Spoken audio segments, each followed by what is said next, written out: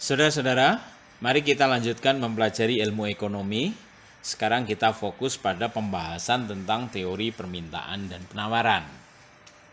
Kalau kita hendak mempelajari teori permintaan dan penawaran, maka saya sarankan Anda renungkan bagaimana perilaku konsumen dan bagaimana perilaku produsen.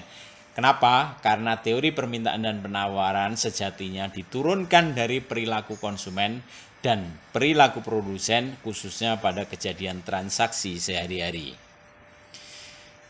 Teori ini dianalisis ke dalam model kurva dua dimensi yang ditempatkan pada diagram kartesian kuadran 1, di mana P ditempatkan sebagai aksis atau koordinat Y yang vertikal dan Q ditempatkan sebagai ordinat yang berada pada koordinat X yang bersifat horizontal. Nah, model kurva ini pertama kali dikenalkan oleh Alfred Marshall, kemudian diikuti hingga sekarang ini.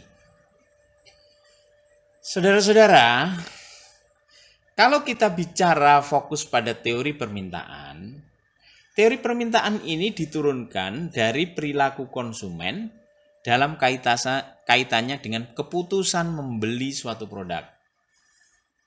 Nah, ketika memutuskan membeli suatu produk, konsumen umumnya memperhatikan banyak aspek seperti aspek harga, kualitas, kuantitas, tren, selera, harga produk lain, income, merek, musim, dan sebagainya.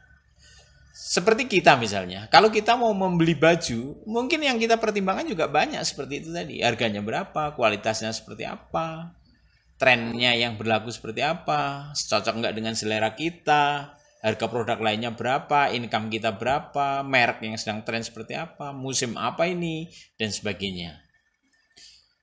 Nah, karena membahas semua faktor-faktor atau semua aspek-aspek itu sulit, maka aspek yang banyak itu kemudian diwadahi dalam dua aspek makro saja, yaitu P, price, harga, dan Q atau kuantitas atau quantity.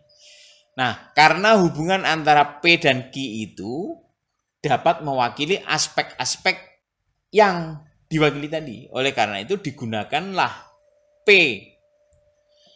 sebagai koordinat Y dan Q sebagai koordinat X yang bersifat horizontal yang ditempatkan di kuadran 1 diagram kartesian. Nah, saudara, perilaku konsumen. Ini kata kuncinya. Kita lihat coba perilaku konsumen itu. Jika harga suatu barang di pasaran itu harganya turun, maka kecenderungannya kan konsumen akan membeli semakin banyak barang tersebut. Dia akan nambah permintaan. Tapi jika harga suatu barang itu naik di pasaran, maka ia akan mengurangi permintaannya. Nah, tentu saja ini berlaku asumsi ceteris paribus. Di luar pembahasan ini dianggap bersifat tetap, tidak mempengaruhi. Oleh karena itu, dengan perilaku seperti itu, maka kita bisa tahu bahwa hubungan antara harga dan kuantitas itu berlawanan. Karena berlawanan, maka kurva D itu digambarkan menurun dari kiri atas ke kanan bawah. Melandai begitu.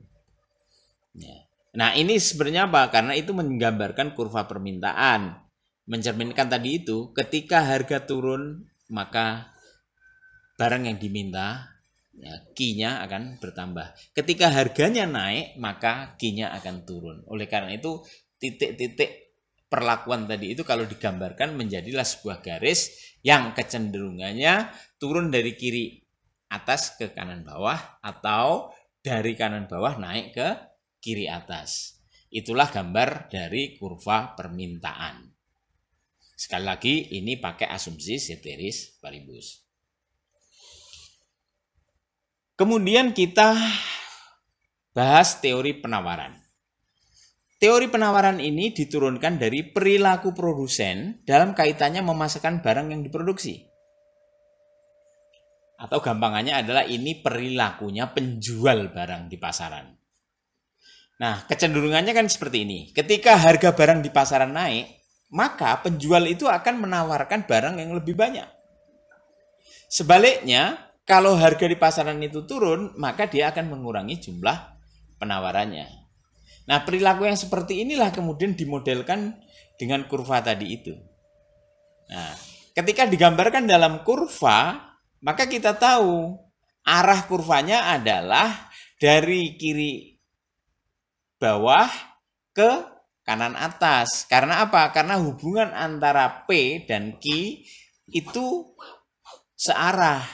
Ketika harganya naik, maka Q yang dipasarkan akan bertambah. Sebaliknya kalau harga di pasaran turun, Q-nya juga turun. Oleh karena itu, titik-titik pertemuan itu kalau dihubungkan menjadilah sebuah garis yang disebut dengan kurva penawaran yang cenderungnya berupa garis dari kiri bawah ke kanan atas. Tentu saja menggunakan asumsi ceteris paribus. Nah, hubungan antara produsen dan konsumen ini ketika itu digabungkan, maka terjadilah titik potong antara kurva permintaan dan kurva penawaran.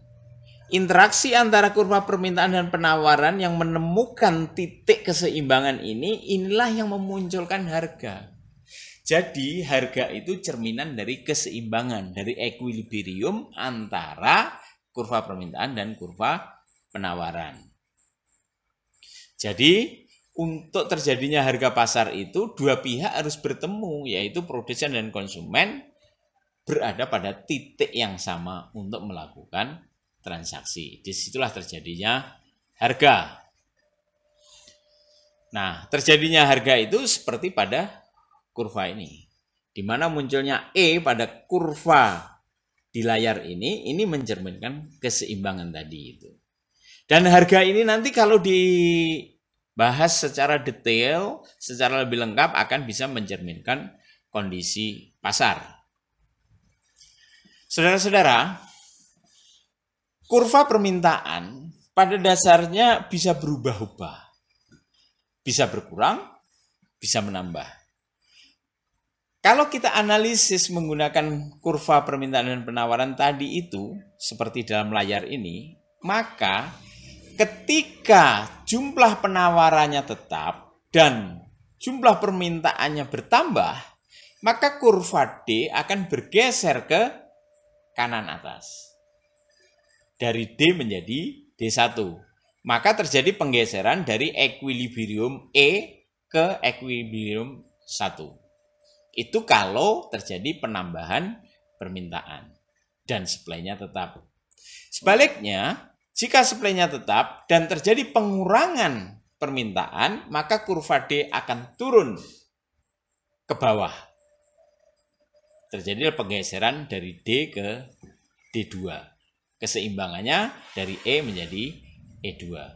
Jadi saudara-saudara, ketika supply-nya tetap dan permintaan bertambah, maka kurva permintaan akan naik ke kanan atas dan itu mencerminkan bahwa harga akan naik.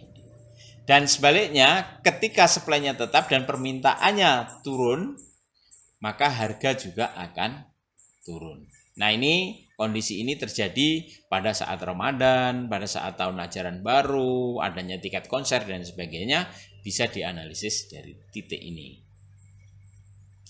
Nah, kemudian kita lanjutkan dengan perubahan kurva supply. Kurva supply juga begitu. Ketika misalnya permintaannya tetap dan supply-nya bertambah, maka kurva supply akan bergeser ke kanan bawah. Dari S menjadi S1. Sehingga keseimbangannya dari E menjadi E1. Sebaliknya, kalau permintaannya tetap dan supply-nya berkurang, maka kurva S akan bergeser ke atas, ya, ke kiri atas, dari S ke S2. Sehingga keseimbangannya dari E ke E2. Nah, inilah mencerminkan bahwa ketika permintaannya tetap dan supply-nya berkurang, maka harga akan naik. Dan sebaliknya, ketika permintaan tetap dan supply-nya bertambah, maka harga barang itu di pasaran akan turun. Nah, itulah yang terlihat pada slide yang seperti ini. Kondisi ini mencerminkan pada saat panen. Ya, saat panen itu bergeser dari S ke S1. Tapi kalau saat paceklik dari S ke S2. Itulah kurva perubahan supply. Saudara-saudara, memahami perubahan kurva demand dan kurva supply ini penting sekali karena kita nanti akan bisa membahas tentang bagaimana harga itu muncul. Kenapa harga naik, kenapa harga turun, bisa dilihat dari perubahan permintaan maupun dari perubahan supply. Ya, ini karena ini merupakan dasar, maka itu betul-betul perlu dipahami. Oleh karena itu, sekian dulu, ini pahami dulu, nanti kita lanjutkan. Terima kasih.